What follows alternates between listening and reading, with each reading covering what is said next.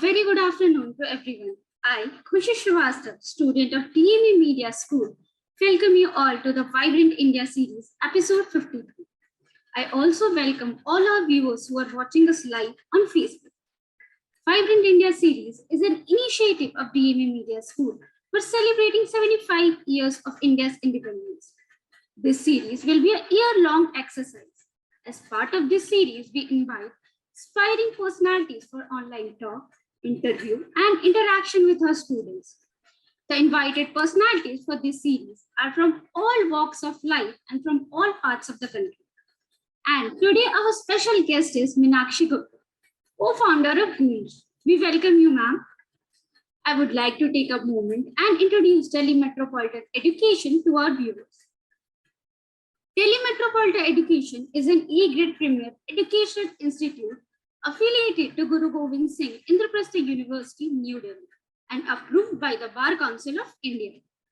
The institute offers BBA, BA LLB, and BBA LLB and BA Agency programs. DMA believes in imparting world-class education to its students while training them to develop and enhance their skills. This education and training enables them in taking up challenges of the industry and creating a space for themselves with their competence and vigor. DMA Media School is one of the most promising media institutes in the country. It offers BA in journalism and mass communication. It is recognized as a school focused on the growth of its faculty and students through academic and co-curricular activities. Major flagship events and initiatives of the school include BG Varghese Lecture Series, Peer-to-Peer FPP, International Film Festival CFI, International Conference ICANN, and Vritika, Convention of Media Students. And newly added in the list is VIS, Vibrant India series. It is our privilege to introduce to you the personality of episode 53 of the VIS. Guest of the day is a personality radiating motivation and light. Meenakshi Gupta co-founded GOOMS back in 1999 after 15 years of corporate career in the field of communication. A commerce graduate with an advanced degree in advertising and public relations, she ended her corporate career with an 8-year stint as news publisher for BBC South Asia. Together with her husband Anshu Gupta, she started GOOMS from their home and their own 67 clothes. Through her work with a vibrant team and a pan-India partnership network, GOOMS has built a pan-India civic engagement through powerful communication with the masses. She is especially passionate about giving voice to unheard communities, especially women, on their neglected issues and needs like menstrual hygiene, material poverty, and disaster response. Meenakshi is also on the board of Catalyst 2013, a global network of social entrepreneurs, and has been in the jury of many awards, including India's Nari Shakti Awards. I now request the technical team to show some glimpses from her life.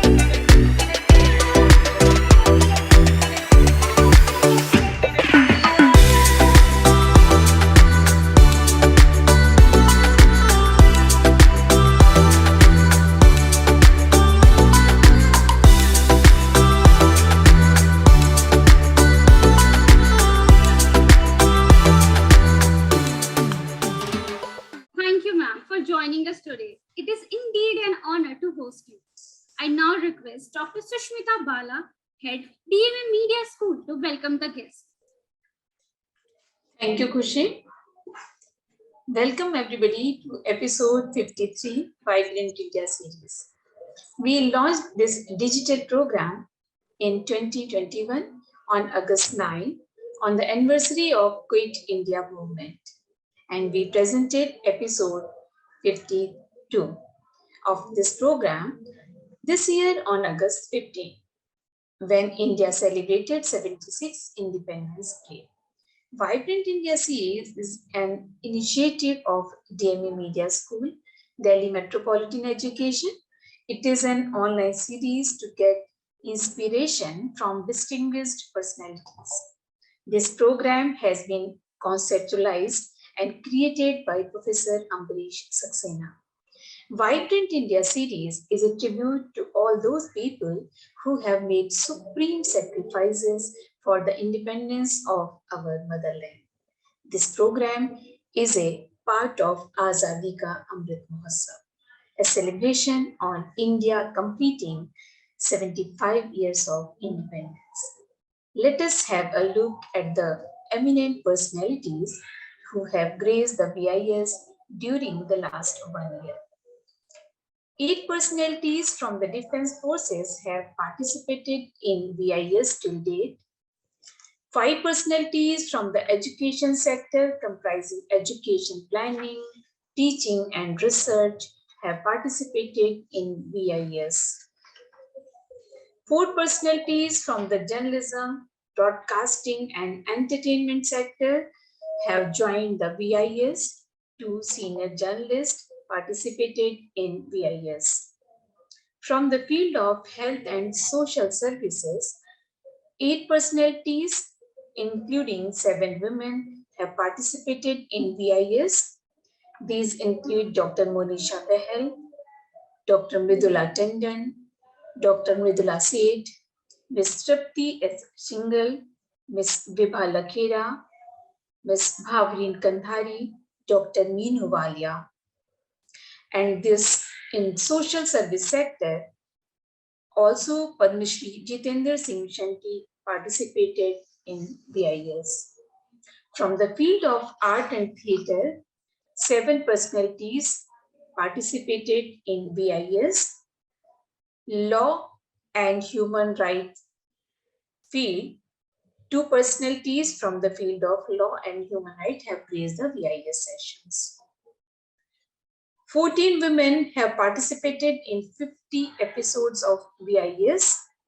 I have already mentioned about 6 women working in the social sector, 1 in the Air Force, 1 in human rights, 1 in theatre, 1 pilot, 1 adventure motorcyclist, a mountaineer, an entrepreneur, and 1 cancer survivor and cancer coach participated in VIS.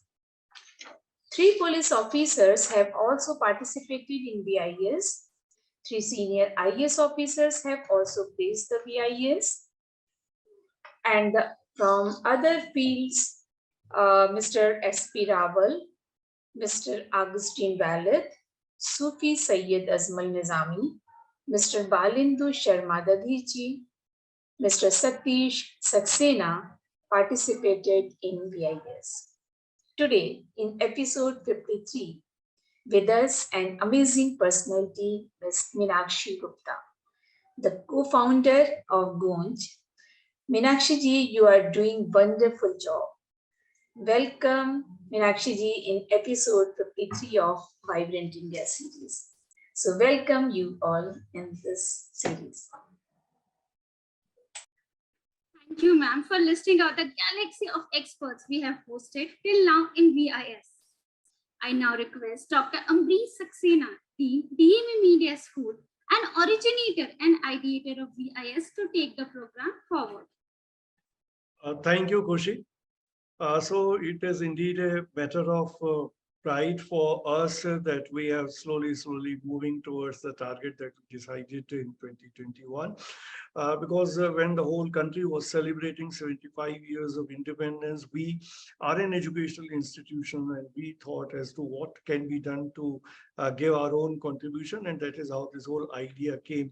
Because in an educational institution, the one most important thing which is needed is how to keep our students motivated and how to inspire them to do the things wherein they can move forward in their lives, they can work for their own growth, and at the same time they can contribute towards the society. So that is how we thought of this program. And another important part of this program is that we invite all those personalities who are actually doing the job on the ground. So we are not fascinated by big things from the glamour world, but only those people who are doing the real work. So that is how we have even approached all such kind of people who might be young in their age, but they did all such things which are really unthinkable for the people of their age or even the people of higher ages. So that is how this whole program is about. Now this program is into 4 segments. After this introductory segment, the second segment, Meenakshi ji, is wherein we will request you to narrate your own life journey to the students so that they can make out what are the points of inspirations. And while you are doing this, I will request you to tell us all such experiences of yours, the anecdotes, the problems or the challenges that you faced, and also how you came out of those problems, so that the students can also know, particularly the people of today's young generation, they are very easily under pressure whenever they take up some task. So this is something which can tell you that even if there are problems, there is always a ray of hope, and you can always move forward, overcoming those problems. And in the third segment of the program, I will be requesting you to tell us something more, asking you certain queries or questions based on whatever you would have narrated in your first session. And the last session will be open to the students, wherein they will be free to ask any questions to you. So without wasting further time, I will request you, Meenakshi Gupta ji, to please narrate your life journey. We know all about your work, and everybody knows that what landmark thing Goonj has done, and many of us are in a way contributory to whatever you has initiated. But then it is a different kind of experience when we hear something from horse's mouth. So whatever you have done, you have faced, we would like to hear from you. So from here onwards, the whole session is yours, Meenakshi. Thank you, Amrit, and thank you, Dr. Sushmita, Khushi, and all students of TV who have joined us. First of all, it's a great honor to be included in this list, and the names which were being mentioned, and as you were saying, Amrit, it's people like those who actually make India work. They make India the country that we are so proud of. So thank you for that honor of including me in that list. And just on a side note, Dr. Smita, I hope there are more women which are included going forward. I think I heard 16 out of 50 till now, 53 till now. I think it should at least be 50-50, if not more. Out of the 75, you should have 50% of that. So that is my desire. But so just to come back to as you asked me to talk about my journey in this, I don't know how we're keeping a time on this. So if there is if I go over the time, please do. Sorry. Yeah, Meenakshi, you can speak for 20 minutes or so. Okay, great, good. So yeah, I think a little bit has been spoken about my life journey. I mean, the fact that I was in the corporate sector, and then I started Goonj with Anshu, my husband, and it started literally from our home. So one thing which I feel very good about is that Goonj, for whatever scale or whatever work it has done, it is a completely homegrown idea. It is something which India and its people have actually made it grow literally from ground up. So that makes me very happy. That makes me very proud about what we have done. And as you said, Ambrish, it is not something which is only a team of Goonj which has done it. Is the people of India who have contributed. So it is something which is a mass movement which has emerged, and a positive mass movement which has emerged, to do something, to be constructive, to be a citizen who wants to have a better world, and contribute to a better world. So just going back to my personal journey, it was whatever you've heard till now about my journey. It was the background story of that is that I was born and brought up in Delhi. So till the time we actually started Poonj, I had never seen a village in my life. It's one of those things which it is a connection with India that I had come to grow as we worked with Poonj. Uh, I was I'd done my school, college, my first 15 years of job. Everything was happening in Delhi, and then we started Poonj with something as simple as taking out our own clothes and saying we don't need this. We've been married for 3 years, and we said, we want to give it. Why can't we give it to people who are, you know, suffering in cold on the roads of Delhi? That's very common sight that everyone has seen somewhere or another, not just in India, but in many parts of the world. So it was something as simple as an act of taking out your extra clothes. And that triggered what you see as Goonj today. Uh, and that became my personal journey also about learning about India. As we traveled to the villages of India, as we came to know what is it that is so special and different about these people in the villages of India. Why is the farmer of India, the why is it that agriculture and farming is called the backbone of our country still? It is because the food that I eat today, sitting in a posh colony of Delhi, comes from the farmers of India. They are the ones who are sustaining this country. So it was my introduction from my protected life that I was living till that point, to go into the country and understand what my country is all about. And that has been a huge learning experience, huge learning experience.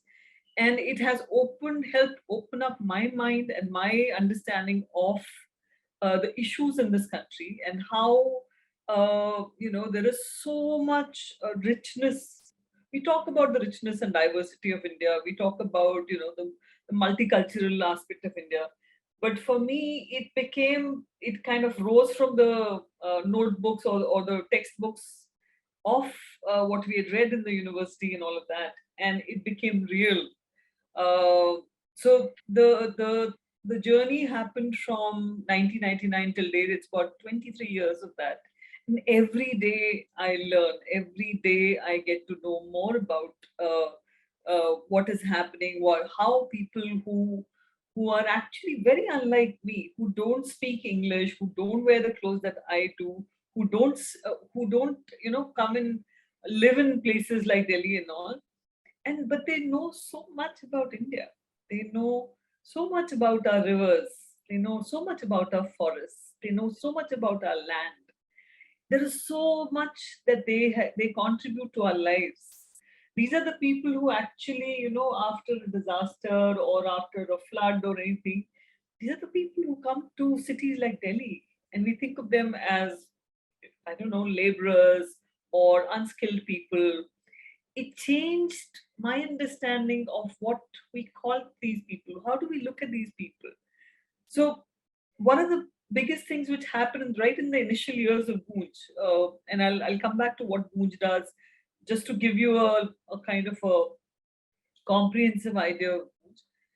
One of the biggest things which happened after we took out these personal clothes of ours was that we realized that we of course didn't know anyone in the villages, so we tried to give it to the nearby slum or nearby area to us. And then we realized that the people out here, at least in city, even though there are a lot of problems in the cities also, but still people have some access to resources, or there are a lot of agencies who are working on these issues in the cities. But there are these far off villages where जहाँ पे आपकी नजर भी नहीं पड़ती, you don't even get to see the issues that they're facing. The resources that they need, they have very little or no access to those resources, and that becomes a challenge in their lives. So we said we want to keep our attention to that part of India, while there are issues here as well, and we still do a lot. We try to do a lot in terms of what we can do in cities like Delhi. Our main focus has been the most remote villages of India. And just to tell you very briefly what Boonj does, because mostly people think that Boonj just collects clothes and gives clothes away. Well, that is only the most, maybe the most visible part of what you see in the cities. But actually, what Boonj does is Boonj is trying to build a bridge between people in the cities of India and people in the villages of India. And we have done it by kind of building a whole network of relationships between these two ends. So we typically collect a lot of unused material from the cities across India, and we work in all big metros, and we collect material from that. It comes to our processing centers, and where it's very closely seen as to what is usable, what is in good condition, and then we make these what we call family packs. And those family packs then are transported in. We deal with tons and tons of material. These are made into various kind of packs, family packs, school packs, and these are reached out to villages across 27 states of India, which is a humongous network that we have, wherein we don't do everything. We have partnerships. There are various stakeholders in the process who connect with us, and then we reach these villages of India.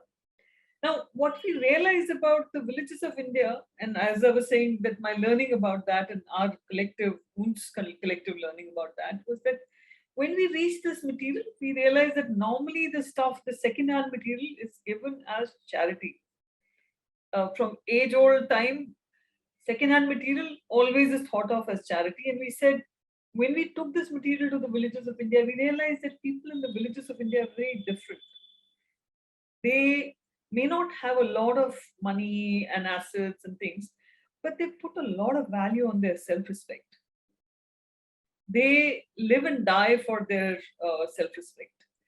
इज्जत के लिए जान देते हैं, and they really, if I do something, if I was to take this material and give it to them as charity, and think of that as some kind of a lead up to some development work, that would be wrong, because just at the first step, I have made them a beggar. I have forced them to stretch their hand. So how can that lead to any kind of development? That is the start of somebody losing their self-respect. And any development which does not factor in their self-respect cannot be a good development. So that was a big kind of churning point for us. And we said, they do need the material, but we need to do it in a way that we enhance their self-respect, not take away their self-respect. So that's how the Cloth for Work, which is one of the flagship programs of Boonj, came up. I'll just briefly go into it, and then we'll talk about the larger kind of learnings that we have. So Cloth for Work is a simple program where these kits that go to the villages of India, we sit with the communities all across the country and we talk to them and we say, you identify your own problems. Boonj will not identify your problems or will not tell you what problems to work on. You identify your problems and you decide how you want to solve those problems. Because we believe that not only do people have the wisdom to understand their own problems, they also have the knowledge and the wisdom to come up with solutions for their problems. So we would typically go into a community, and at some place the community would say, yahan pani nahi hai, we don't have water, or we don't have a road, or we need to do some issues that they want to solve. And we would say, look, we do not know how to solve these issues, but we can stand with you as you evolve your own solutions. So at some place, people would say, we don't have water, but here is a old, traditional water body which has become defunct or dirty or gone bad. We can probably, clean it up and revive it. So we said, okay, great. Who all is willing to, come and work on this issue? So some people who would really be willing to work on that, B, are still looking for some avenues of sustaining themselves, would come together and then find their own traditional ways of cleaning those water bodies. So similarly, some place they would say roads, so they would find resources to repair their roads. But when we do all of that, people have made bamboo bridges, people have repaired road, people have created their thousands of different activities. Last year we did about 12,000 different projects of this kind. By we, I mean the community did it. We stood with them, and on different issues, right from sanitation to water to agriculture to environment, the issues that bothered them, and they came up with the solutions. And at the end of every one of these projects, people who have participated would receive these kits that we'd made very carefully from our centers in Delhi or in other metro centers. These kits would be given to these people as a reward for their efforts, not as a compensation, because people in some places, people who work for one day and finish up their own issue, solving their own issue. In some places they would have to probably, people work for a week, for 5 days, 3 days, whatever is required for them to solve their own issues. The most important thing we learned was that when people do something like that, they are the ones who are, because they are owning their problems and their solutions, they maintain it, they do it well, because they're not doing it for Poonj, they're not doing it for the government, they're doing it for themselves. So for them, it becomes theirs. They own the problem, they own the solution. And then they, even when we go away, they maintain it also very well. So that's just the model of, and then there are other works that we've done on menstrual hygiene, on other aspects, but that is the fundamental principle that people should be the deciders of what problem, what solution, and what work do they want to do. That's been the fundamental model of Mooj, if you like. Now, what did I learn? What did we learn collectively about people, about development, about ourselves? So I'll just share a little bit about what was that journey about, because 23 years of doing this work with people, we learned that people in the villages of India are immensely talented. They have a lot of wisdom and knowledge about their work. We think that they don't know English, so they don't know about things. But these are the same farmers who create thousands of varieties of rice, or they add 2 different varieties of mango to create a new variety of mango breed, and so many different things. And it is us, people like us, we found that we need to change our lenses, our perspective about looking at people who are maybe not wearing those nice clothes or not having those degrees that we have. I think it told us that there is something valuable and very deep understanding that we must include when we are looking at solving problems. I'm not saying it should be one or the other. Now, here is a huge resource in the villages of India, which should become part of how we come together to solve the problems. The second thing we learned is this whole concept of what I was saying earlier about charity and dignity. What problems can charity solve if it takes away a person's self-respect, even before you start on the path of development? So we learned that everything around development of any kind, any issue, should be centered on the dignity of people that we are trying to solve it for. We work with children, for example. Now we work in the most remote schools of India, tiny small schools, and we learned that if children were taught from a very early age about charity,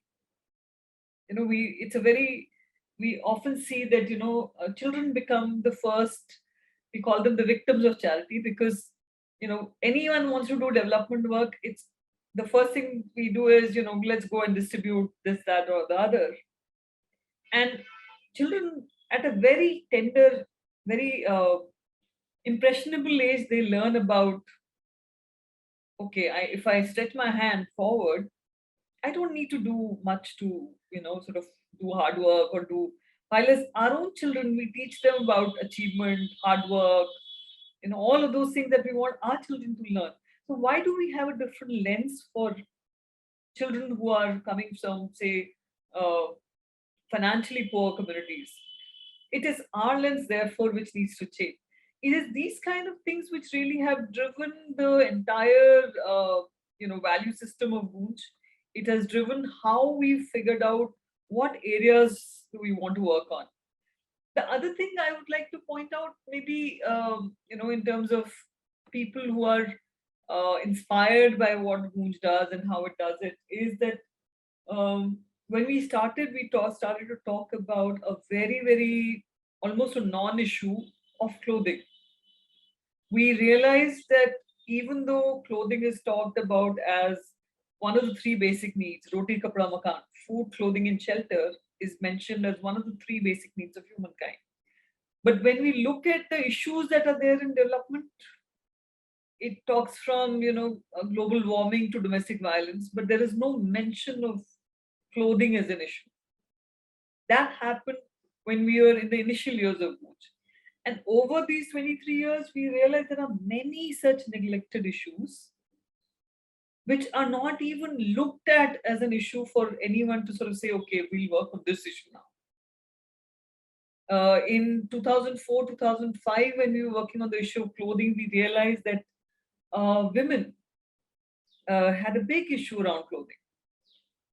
They needed cloth, of course, to cover themselves, to cover their bodies for their dignity, but they also needed cloth for their menstrual hygiene. And there was no mention of that at that point. Today, of course, we are talking in a big way about menstrual hygiene and all of that. And I'm talking about at least good 10, 15 years ago when we started talking about menstrual hygiene. It was one of those such a basic need of a woman, which is completely not there in the mapping. I'll give you another example of neglected needs. Now, we talk about disasters, we talk about natural disasters and how people suffer in that. Winters, that's how Goonj started. We saw winters. Every winter, we were in the city of Delhi, we were enjoying it. Many of us actually look forward to winter because it gives us a time to be cozy and the sun is very nice. But for the person on the road who doesn't have an extra set of clothing, winter is an annual disaster. It is a disaster which bothers that person, every year, and we know from when to when. And we also know how to, it's a easy, what do they call it? They call it the low-hanging fruit. It's a low-hanging fruit. It can be solved. So for us, we realize there are many such small neglected issues of the people which can be solved, but because we are not paying attention to them, because they're not in the mapping of what should be development, they get completely, and people are still bothered by it. So for us, it became a question of, okay, there are other organizations who will be solving the big, big issues.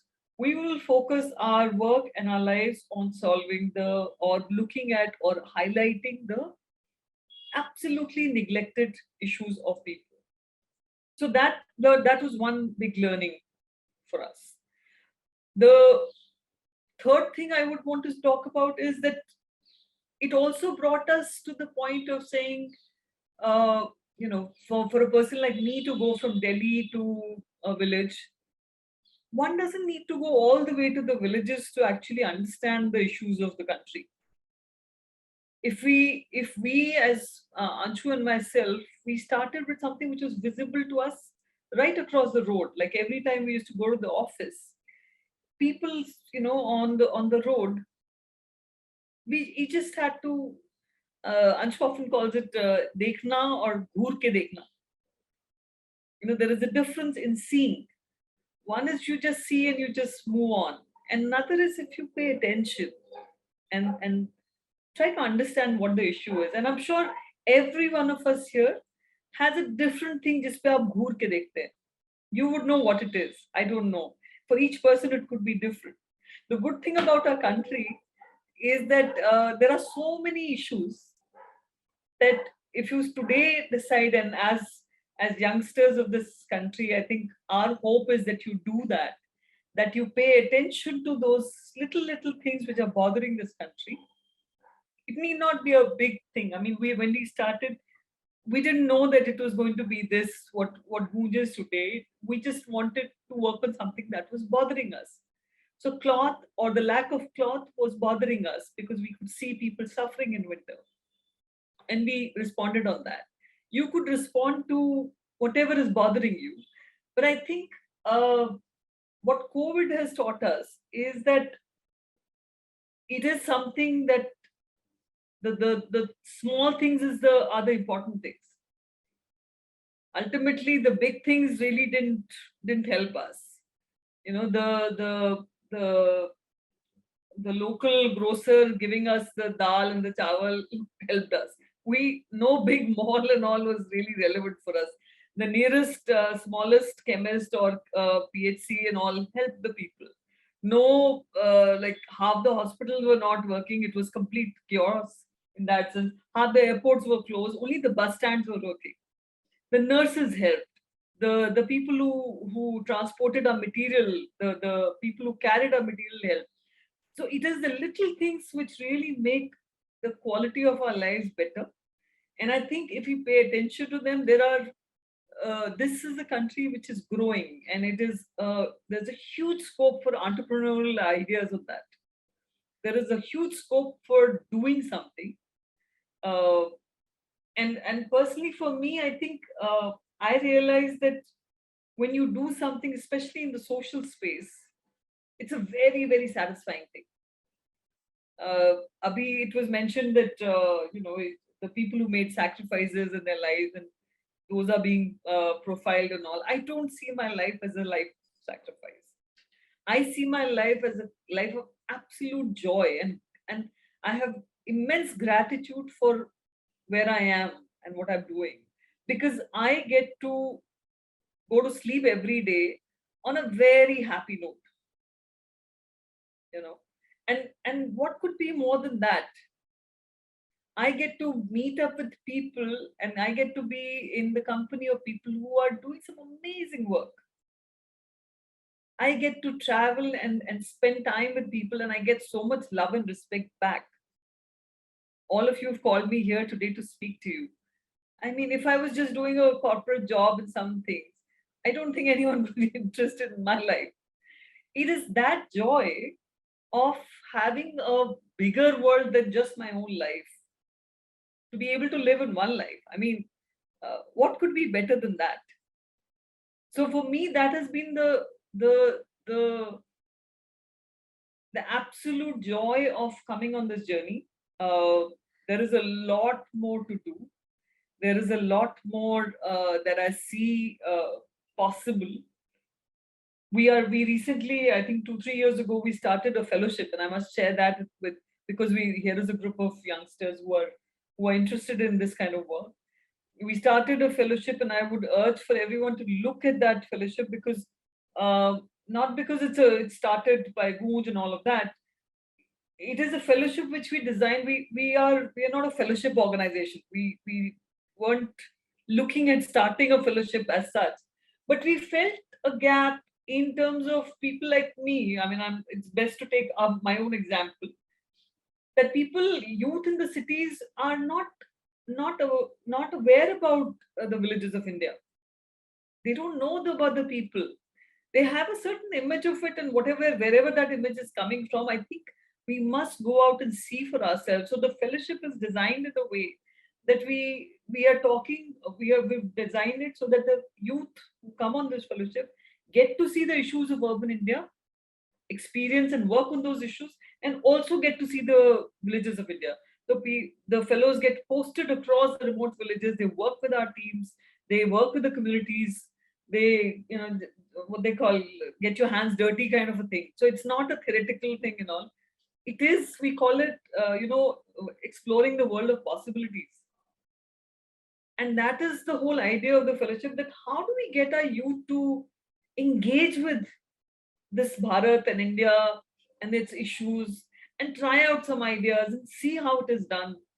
Because look at the scale of our country, look at the scale of the possibilities, look at the scale of solutions.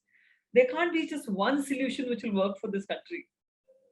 there'll have to be multiple different kinds of solutions which we need. Look at the diversity with which it has to respond to. So I feel that is where I'm coming from. That's the richness of the life that I've been given. I'm very lucky. I'm very grateful for this life. And if this life excites you, then look around you and you will see that this whole civil society, social sector is a very vibrant sector. I would like to make a case for people to join the sector, because your schools, your hospitals, your institutions, colleges, they're all non-profits, by the way. And if you look at, I often give the example of our independence movement. We are celebrating that Quit India movement. None of it was run in a organized by a organization with a registered thing. It was entirely in civil society, people, citizens, volunteers, people who were wanting to do something bigger than themselves. And that is how big change really happens. I mean, I don't think it happens by any one goons or any one organization being able, even governments, being able to do anything singularly. It has to be a collective thing. And of course, the youth have to lead it, because the youth are going to be facing the world which is coming up. And COVID has taught us that it is a world of a lot of uncertainties, and we must look at it with fresh ideas and with fresh energy. So with that, I'll stop, and Ambrish, over to you. I hope I've done my part. And Yeah, so one thing I'm curious to know, and I think many others in this session might be interested in knowing, since you started as a very modest thing, and now, as you yourself said, this is, I mean, your whole movement has reached to 27 states, and you have a lot of partners. sir, your voice is not so clear. Okay, so how did you manage this, like reaching out to almost all the states in the country, finding partners, planning everything as you were telling us just now, because your objective was to reach out to villagers in remote areas. So how all this could be managed by you, because it requires a lot of networking, a lot of infrastructural support, a lot of finances. How did you manage this? I think the biggest role that played, I mean, how it became that big was two things, I think. One is we always knew that we would never be able to do it all by ourselves. That was never possible. And we knew that people in many different parts of India were, in need, and our work was relevant to them. So we did not want to limit ourselves. So we said, okay, collaboration is the only way we can do it. So we call it, like the way you have the optic fiber network spread across the country, on which you can pretty much do any kind of technological work now. So for that, you needed a optic fiber network, right? All across the country. The same way, Goons has a network of partnerships in urban India all across, and in rural India. So we have a 700 plus organizations, grassroots organizations, partner network across rural India, who we work with, and who are our ears, hands, and feet on the ground. In addition to our own teams being in many parts of these states. And then we have an urban network. And I'm sure, Amriji, like you were saying, you are part of that network. Our partnerships with individuals trying to do something, institutions, schools, colleges, we kept our heart and mind open. We said, whoever wants to come and work with us. So the second part about after collaboration is, I think, trust. We've trusted people. We've trusted in the goodness of people wanting to do some good work. And there might be 2 or 3% of people who still do some wrong.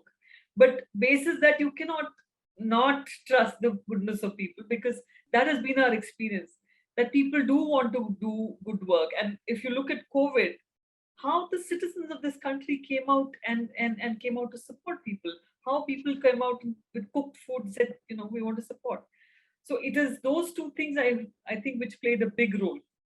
Yeah, so talking about your teams which are working in the remote areas, in rural areas. I'm talking about the teams which are working in the rural areas.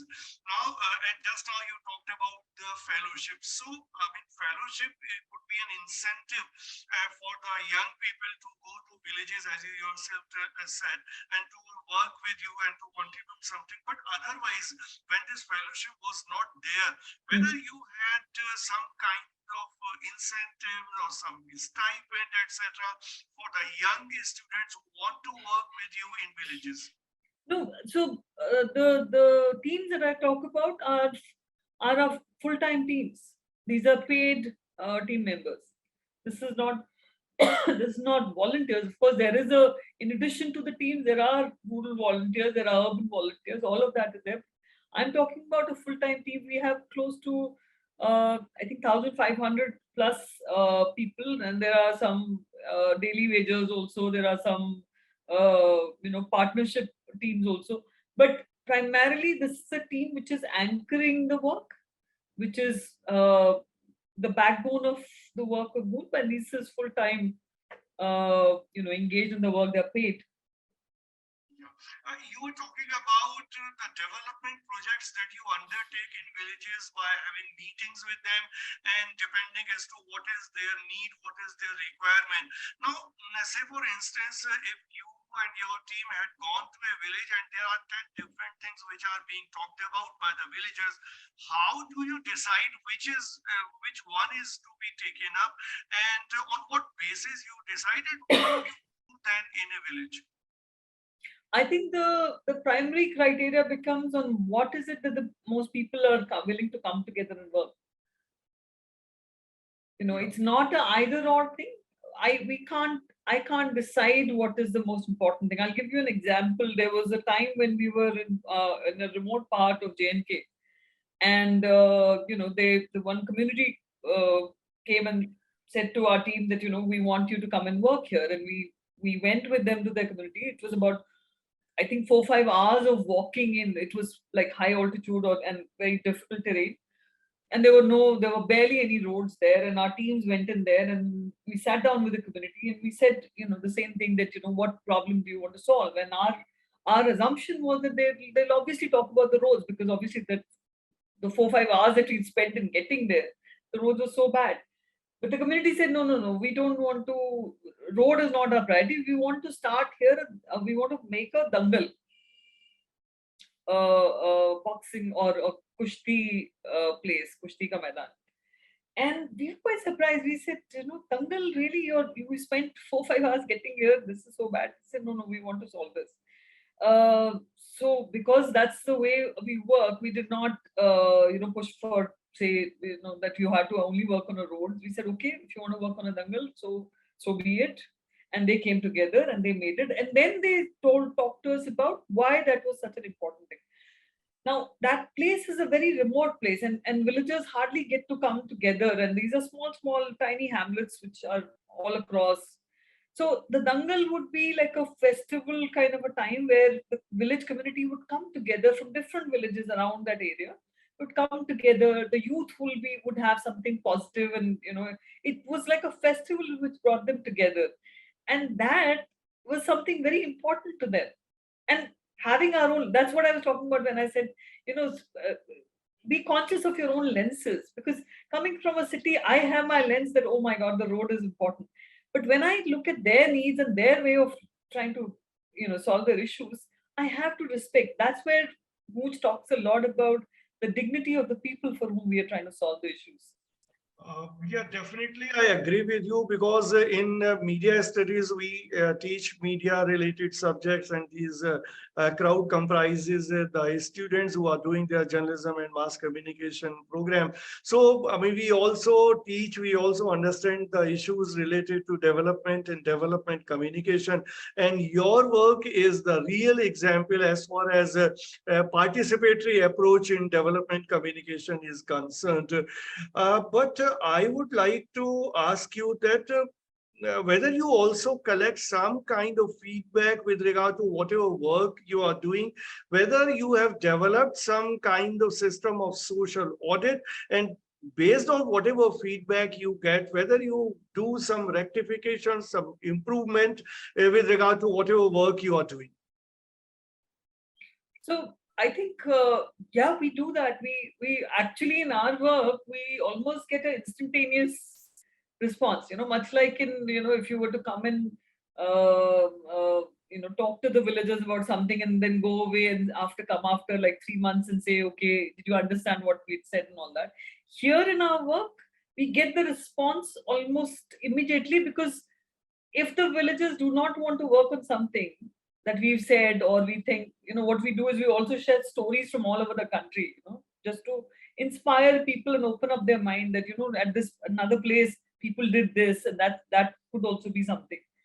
But people will come and tell you that that thing does not work. They will work only on what they want to work on. They will not take up something which is not, because it's not, we very clearly say we are not going to give you any money. We are not going to get any experts from outside to do this for you. So there's no leaning on goons per se, or on trying to solve your problems. So if it is their own problem, they will take it up and they will want to do it, because it's they're putting in their resources. So the social audit really happens almost simultaneously, that they tell you that and even the material that we take to people, the family kits and all. So they have given us a lot of feedback. They keep telling us that this is not so. Initial days when we took in stuff, because obviously we are putting in that kit, it's about 20-25 kgs of material for their family's needs. So there used to be there are clothes for the male, female, children, utensils, footwear, a lot of stuff. And so sometimes it would be that it wouldn't fit, say for example, some cloth that you've taken, and people would immediately tell us, ye theek nahi hai, ye hamare ko aaya nahi, ye isme, because they have worked, they what they're getting as a reward, they've worked for it. They've not gotten it in charity. They worked very hard on it. So they would immediately give us the feedback, and then we started now on the kit, because it's very difficult to do a one-on-one ki aapke size ka aapko dena. So on the kit now, it's written in several languages that ये kit जो है ये बहुत मेहनत से बनाया गया है. अगर आपको इसमें से कुछ नहीं समझ आ रहा या नहीं आपके साइज का है, तो please exchange it with somebody else in your community, because when in a community 10 people, 20 people, 30 people get the kits, there is always a possibility to exchange that with each other. So the audit really happens bilkul side by side. And also we learn about the possibilities. The work that we've done in the past 23 years has really evolved. We started with giving material to people just as is, and then we started with this whole model. And now it has gone into disaster. We got into this whole work of disaster response, where we talk to the flooded communities or disaster communities, and we said, at the time of relief material giving, where you can't do anything else, you'll have to do charity only, meaning you'll just have to give it to them because they're in a crisis at that point. But even there, we've learned after talking to people that, we tell them right now at the time of a crisis, you've received it as a kit, as a relief, but take it as a debt. And once the disaster has sort of subsided, you've stabilized, just we'll come back to you, but do something for your own community. So people, after the immediate relief phase is over, then they start doing rehabilitation work without any further material being given to them. They will repair their own roads, they will clean their water bodies, do all of that without any further resources being put. So people tell us, people are very people So speak we to us. understand that any big work start with a great idea, and you had the idea, you and Anshuti, and you implemented it. And as you said, it has evolved over the time, and it has become actually a model for development. Anybody who decides to come to the social sector and wants to do something to the society, this could be one development model.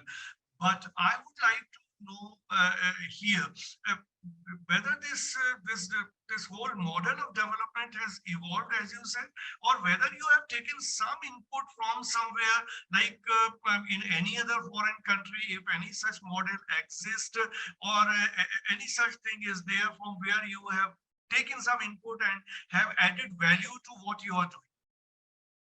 No, it is. That's what I said in the beginning. It is a completely. Thankfully, I think Anshu and I, when we started this work, we both come from mass communication background, as I was mentioning earlier.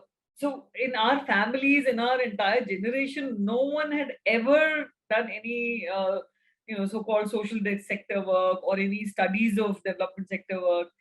So for us, it was, I think our ignorance was the best thing that we had, because we were learning and doing and making corrections and making mistakes and sort of going as we went. We kind of kept so the people were our teachers. It is the people in the villages of India who were our teachers. We are yet to find any model like this. There are models which take the material from the masses and then they take out the best of that stuff and they sell it.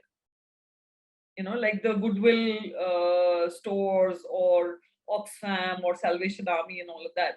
But what they do is they take out the best stuff that people give them and they sell it and they raise resources out of it and then they do development. Now, our point was that we take the best of what you give me because you've given it for the last person. So why should I take out the best for somebody like me? You've given it for the last person, so the last person should get the best of it. And we also saw the potential of what could be done when you are creating a barter. So we created, if you see the model, it has created a barter with two new currencies. So we turned the old material of the world into a currency for development work, which is exchanged with the efforts of people and their wisdom. And with that barter, some new development work is initiated. And there's money is there for the support only. Okay, so moving forward towards the last segment, I will request you, the students and the teachers who are there in this session, those who would like to ask some questions. Yeah, Simon. Very good evening, ma'am. It was a really interesting session that I had, and being a development communication teacher, I learned a lot from your session. So I really wanted to ask that if somebody, like we have a majority of young students over here, so if a group of students want to do something like Gunj, so what are or what should be the 5 prerequisites which should be there in their mind before they come up with such an initiative? I think, like I was saying, I think one is, of course, the sense of being, for the want of a better word, a sense of unlearning. You have to first do a little bit of an unlearning, because we have been raised, our upbringing in the cities and all is done with the sense that degrees matter, speaking English matters. People who wear good clothes are the ones who are sensible and they know the things. That's why I said just now that our ignorance about these so-called theories of development really helped us, because we just went with a very open mind to the villages of India, and instead of trying to tell them something, we said we don't know. So I'm saying, when you go into development work for the people are complex beings. One of the fundamental things we learned, that when we say, and I'm sure aap sabne padha hoga, you must have studied this, the Maslow's theory of needs, right? So the Maslow's theories of needs, if you see the inverted triangle, the highest need is the need of self-actualization, right? But we seem to think that need is something for people like us. The person who's financially poor can go with the basic needs. That person does not need self-actualization. But the fact of the matter is, every one of us, however poor or rich or middle class or whatever, we all want to have a sense of value in the world. We all want to have a sense of respect in the world. We all want to feel as if we contribute in some way to the world. And that has been our biggest learning. So a little bit of open-mindedness is needed. A little bit of work to go into the villages and just learning mindset is needed. A little bit of experimentation with ideas and things is needed. We have walked into this world in COVID, after COVID, which no one had imagined. So if you keep on going with what you had learned earlier, you need something more to go into this world which no one had imagined, and therefore it is presenting you with completely different challenges. So for whatever you've learned, please leave some space for new things and new ideas and openness. Absolutely, ma'am. Absolutely. And one more thing. Yes, sir. So Yeah, just yeah, one yeah, more yeah. question and then, yeah. Yeah. Ma'am, I wanted to ask you, like, for example, we had a session of yours. It will definitely create an impact in the mind of whoever is listening right now. But how do we sensitize the young? How do we sensitize the youth that you left a glamorous job of advertising PR and you came into this direction which is a totally opposite direction? How do we sensitize the youth that this is a part of your life and this is a very important part of your life, that you have to give back what you're taking from the society? So what would your message be? My message would be, as I was saying earlier, I think you can't ask the youth to be doing sacrifices and things like that. I wouldn't want the youth here to think of my life as a sacrifice. I didn't go in the opposite direction thinking I'm going to make a sacrifice. I have thoroughly enjoyed my life.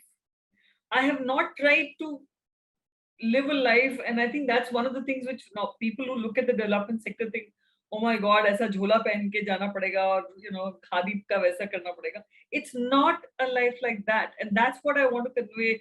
And I'm thankful that you are putting our people like us through to say it is possible, it can be done.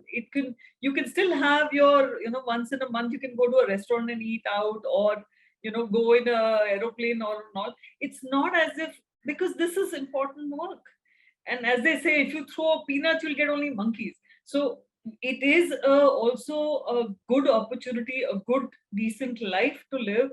And in addition to all the other things which the corporate sector offers, it offers you a huge satisfaction of having done something for your country, of having done something for people who are much lower in life's position than you are. Now, otherwise, in the corporate sector, you're selling something to which is, you're selling a fridge or a TV or a soap or something, or a Pepsi to somebody who is maybe your kind of person, right? But this sector gives you the opportunity and the satisfaction of doing something for people who do not have the same opportunities and resources as you have. It's a very satisfying sector. So I don't know if that answers your question, but that has been the motivation for me.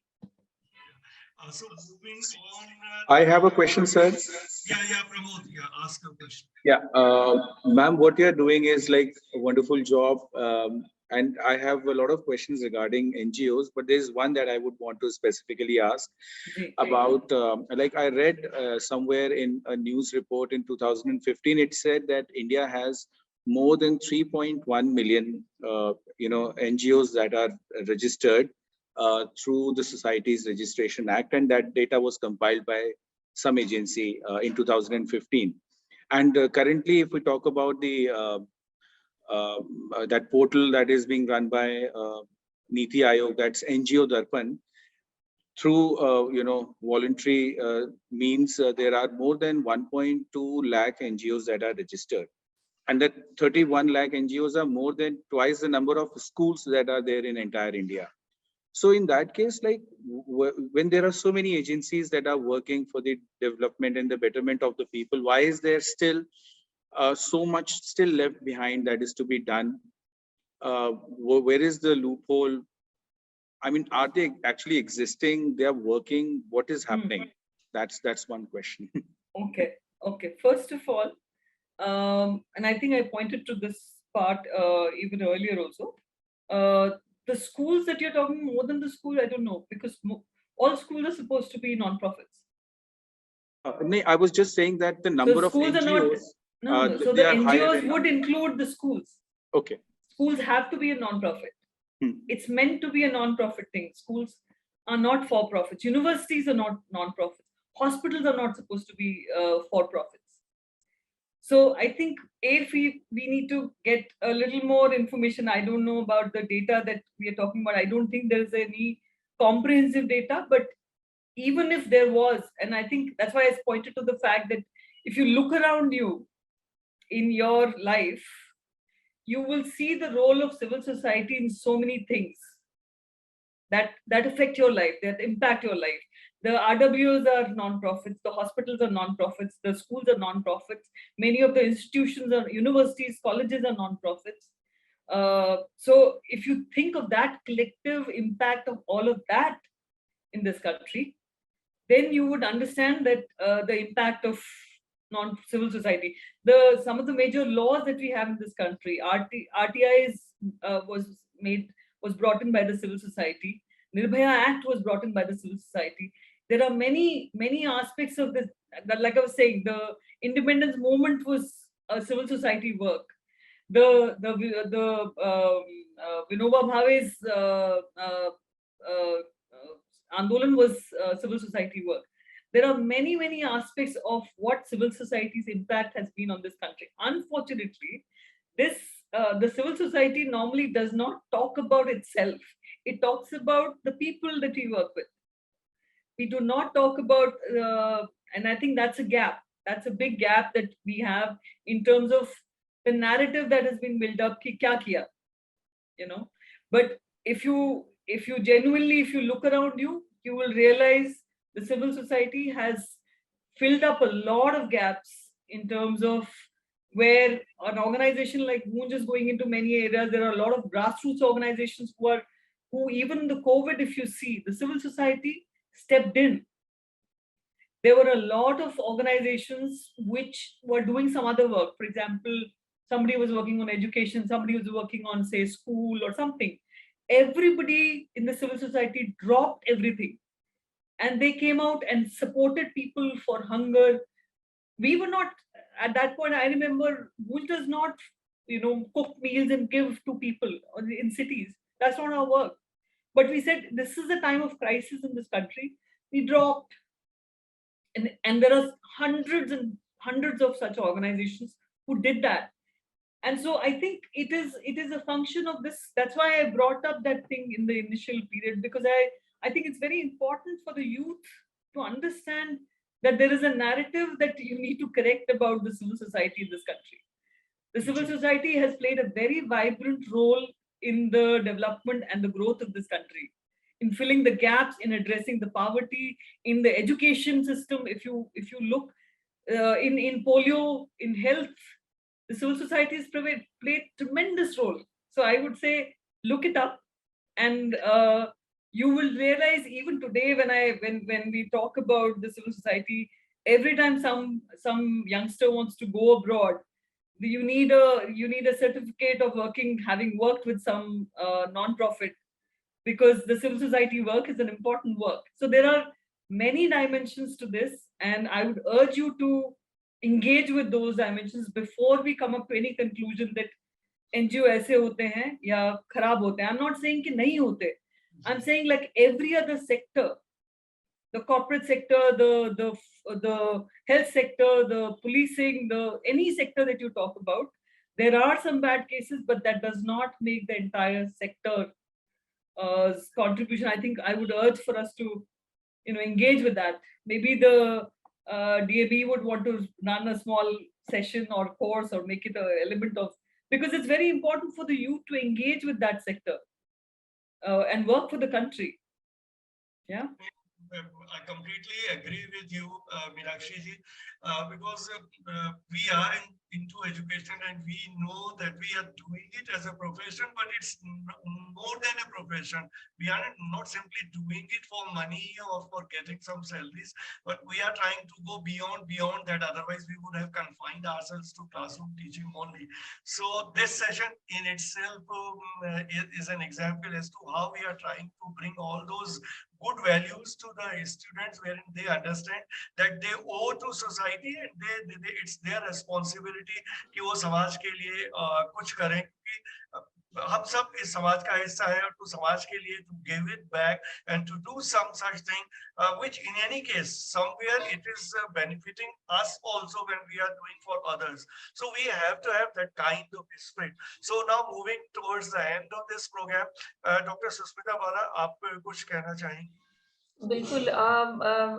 Meenakshi जी, मैंने सुना था या पढ़ा था कहीं कि आपका जो ऑर्गेनाइजेशन काम कर रहा है और इतना अच्छा काम कर रहा है, तो एक तो इसमें ये मेरा क्वेश्चन था कि कितने वॉलंटियर्स में हैं एंड कितने लोग रेगुलरली इसमें वर्क कर रहे हैं as a regular job.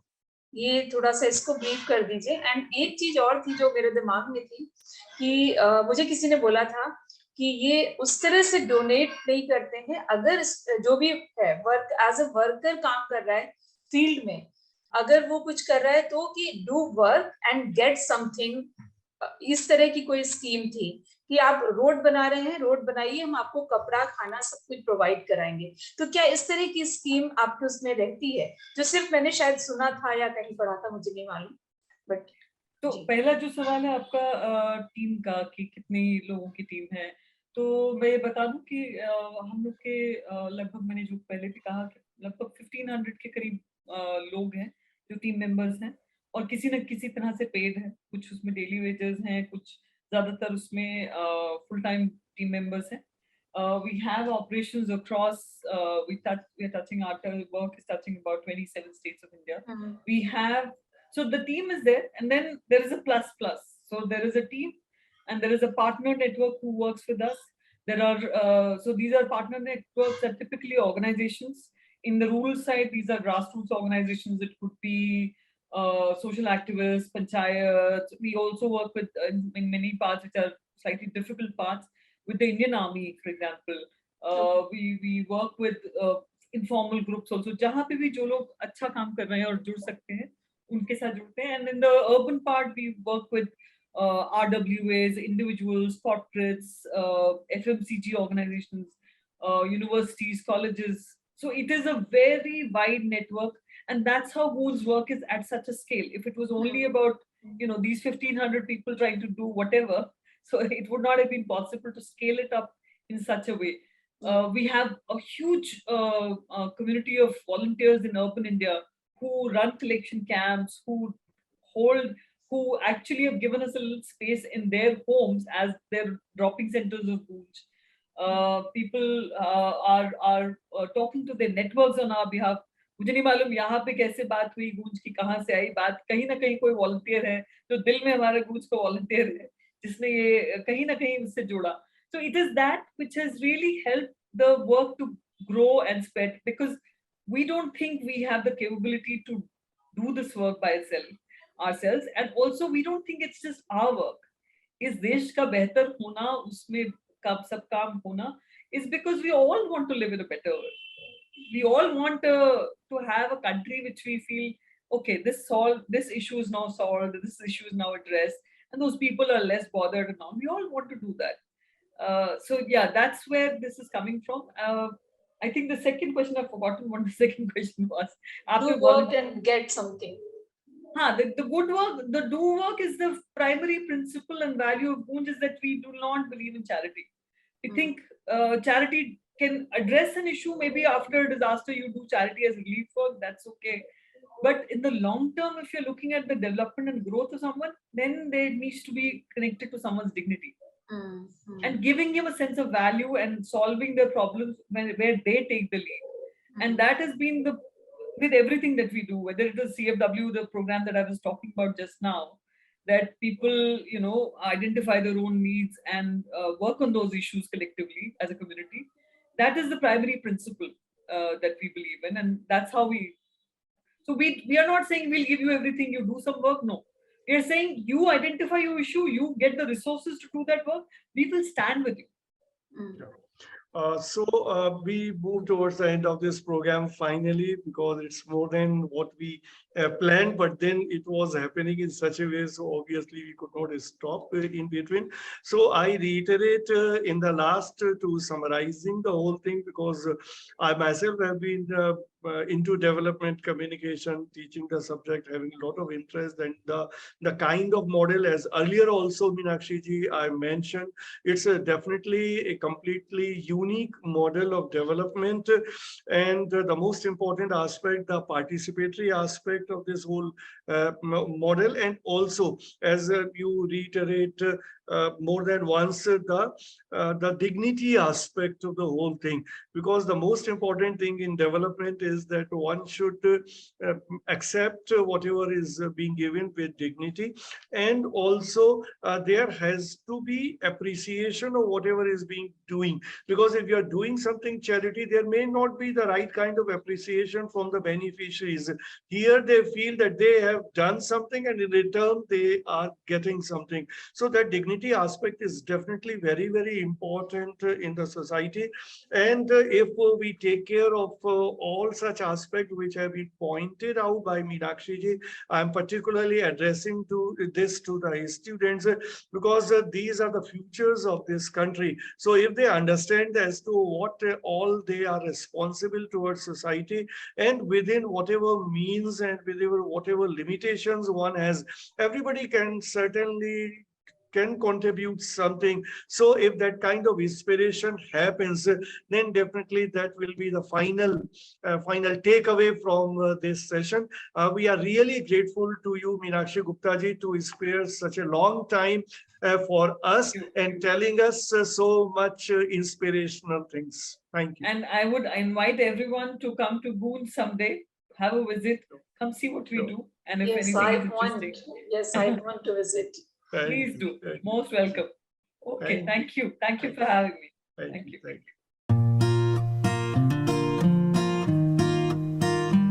The first impression that comes to our mind about any college: tall buildings, big classrooms, large lobby areas, thick books, IT labs, assignments, class tests, and projects. Nothing besides that. Every hour, minute, second spent here help us carving and shaping our persona, cultivating innovative mindsets for the challenging world. Learning is a lifelong process. Sharing knowledge, inculcating values of life, spark the innovative horizons of mind. Fun and frolic is the nature of every nook and corner here. A daily dose of thrill we are sure to get here.